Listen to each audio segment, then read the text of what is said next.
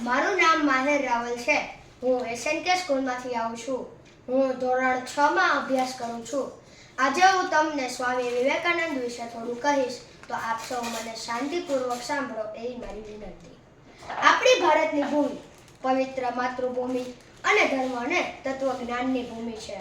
આધ્યાત્મિક મહાન વિભૂતિઓની જન્મદાત્રી છે. ત્યાગની ભૂમિ છે. અહીં ન માત્ર અહીં જ અત્યંત પ્રાચીન કાળથી માંડીને તે આજ સુધી જીવનનો સર્વોચ્ચ આદર્શ કોઈ પણ મનુષ્યના માટે નિશ્ચિત રહ્યો નથી.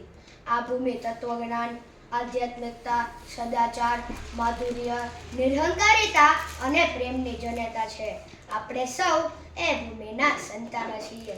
જ્યારે યુનાન દેશનો જન્મ પણ થયો ન હતો, જ્યારે રોમનો કોઈ વિચાર સરખું નહોતું કરતું, જ્યારે અર્વાચીન યુરોપવાસીઓના પૂર્વે શરીર પર રંગ લપેડા કરીને જંગલમાં વસતા હતા, ત્યારે ભારત વર્ષમાં વિકાસના શ્રી ગણેશ ક્યારના મંડાઈ ચૂક્યા હતા.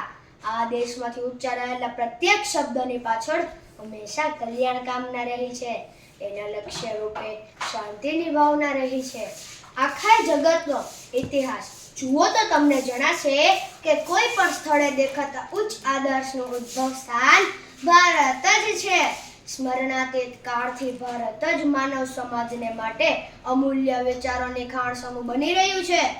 આ દેશમાંથી ઉચ્ચારાયેલા પ્રત્યેક શબ્દની પાછળ હંમેશા કલ્યાણ કામના રહી છે. એના લક્ષ્ય રૂપે શાંતિની ભાવના રહી છે. આખા જગતનો ઇતિહાસ જુઓ તો તમને જણાશે કે કોઈ પણ સ્થળે દેખાતા ઉચ્ચ આદર્શનું ઉદ્ભવ સ્થાન ભારત જ છે. સ્મરણાતીત કાળથી ભારત જ માનવ સમાજને માટે અમૂલ્ય વિચારોની ખાણસમૂહ બની રહ્યું છે.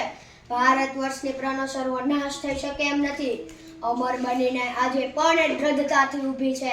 જ્યાં સુધી એના સંતાનો આધ્યાત્મિકતા કોઈ બેસશે નહીં, ત્યાં સુધી એ સદાકાળ એવી જ રીતે ઊભી રહી શકશે. ત્યાં સુધી એ સદાકાળ એવી જ રીતે ઊભી રહી શકશે. આભાર.